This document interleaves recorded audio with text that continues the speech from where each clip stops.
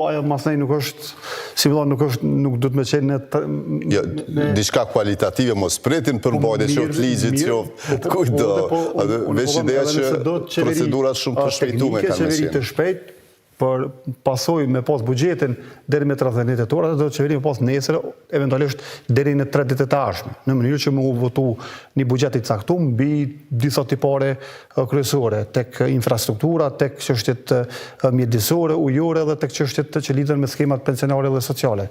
Tek këto edhe më pasaj me vazhdu deri në kohën kur votohet presidenti dhe më pasaj nëse nuk zgjedhet presidenti të shkojmë edhe në zgjedhje të reja, si pasoj që nuk zgjidhet presidenti. Ndërkohë, një mori institucioneve, i përmendë vetë Kurti sot, i kemi përmendë edhe ne si këtë ka 5 muaj që ne kemi me u rreziku me u paralizu disa institucione, tasëm çka nëse jep ndërheqje një gjyqtar nga ana e gjykatës kushtetuese.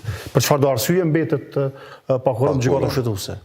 Do është as problemet, as çështjet të cilat i ka qu lista serbe, për cilat i ka qu vetë presidenti e Kosovës, nuk mund të zgjidhen. Pra, për këtë arsye do duhet një qeveri teknike deri në kohën kur zgjidhet presidenti, buxheti më u miratu, mbi disa kritere kryesore që mund të bëhet një konsenzus ndërmjet partive politike, përfshirje e komuniteteve jo shumicë edhe të atyre që janë serbë dhe të këtyre që janë serbë dhe jo lojra elektorale si nga cilat do qoftë parti veçanërisht nga lëvizja vetëvendosje, për zgjedhje e disa organeve kolegjiale siç është e 2 gjyqtarëve të gjykatës kushtetuese, në mënyrë që mos me u rreziku me mbet pa quorum kjo gjykatë, komisioni i pavarur për media dhe plot institucione. Dhe mira e kësaj kish me qenë që kur mungon qeveria, kur mungon një shumicë në kuvend, atëherë imponohet konsensusi për shëndetin themit të pavarësisë e institucioneve kushtetuese, që është edhe gjykata kushtetuese edhe trupa tjerë,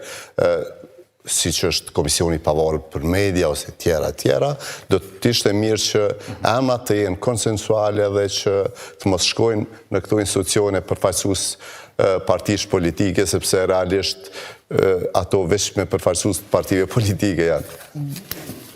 Kolegët po flasin për kompromisin, për konsensualitetin si nocion, edhe me një tënë aq dëbut sa që më bën për një moment ta mendoj që u arre, shumë premtues, ndoshta edhe pak i cytur nga kjo blokad ngërç.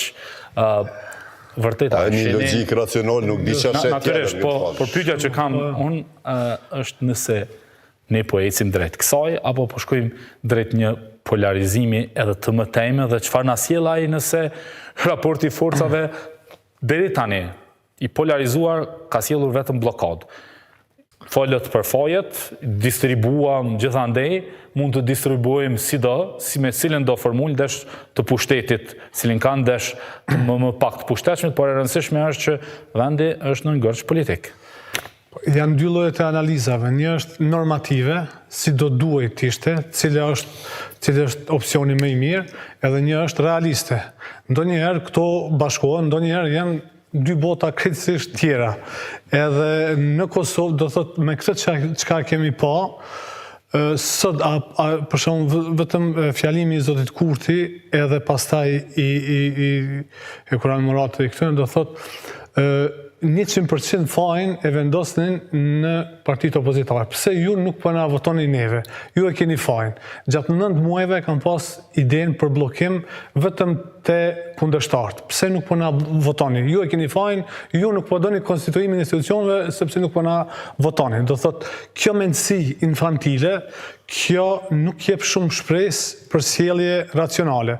Tash njerëzit edhe ndryshojnë, bëjnë 180 shkallë kthesa, ndonjëherë prej zori, ndonjëherë prej një lloj kështu vetëdijsimi, por aktualisht nuk shoh, sepse po e përmendim edhe opozitën, tazam, sikur të ishin taku zoti Memri Krasnisi, zoti Lumir Abdixhiku, zoti Ramush Haradinaj, zoti Fatmir Limaj, edhe me dalë para qytetarëve, me marrë një takim, me kriju spaku një lloj mini platforme edhe për qeveri teknike edhe për diçka, ajo do t'i bënte edhe një lloj presioni edhe zotit Kurti, edhe ai nuk do të mund të manovronte me lehtësi, por kështu të përqarë se cili kundër se cilit.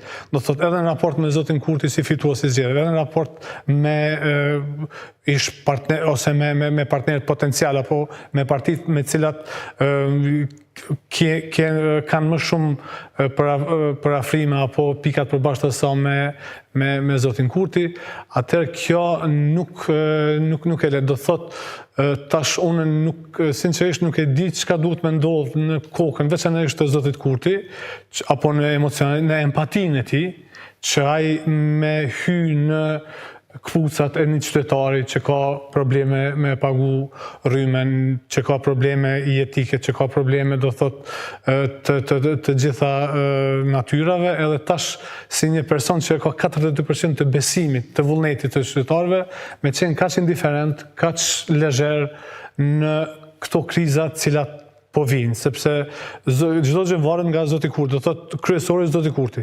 Po në anën tjetër edhe opozita po them mes sot ka përfundu kjo loja e fajsimit. U pa në rregull, po tash nëse vazhdojnë në për çdo studio televizive me fajsu prap Zotin Kurti, atëherë nuk do të mund ta kthejnë edhe çështjen e perceptimit në anën e tyre, siç do të mund ta bënin.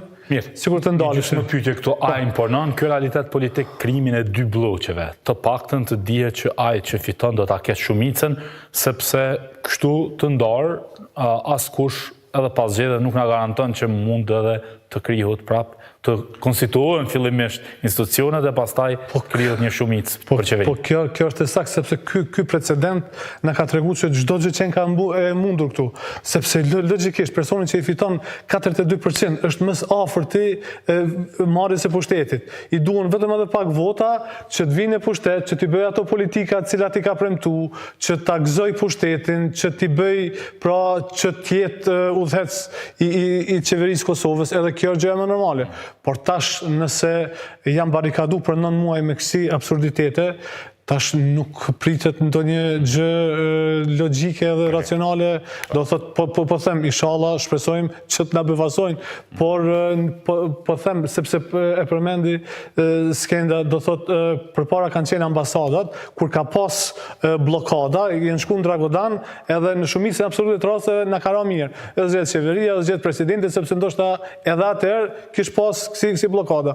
Por tash pasi nuk kemi as ambasador të Shteteve të Bashkuara të Amerikës, nuk ka do thot një instancë e cila do të mund ta bënte një presion ndonjëherë të butë, ndonjëherë të fortë, në mënyrë që të shkonin përpara procesit. Nuk jam edhe fort i sigurt që edhe ka dëshirë për të bërë presion. Zoti Musa, ju si e shihni?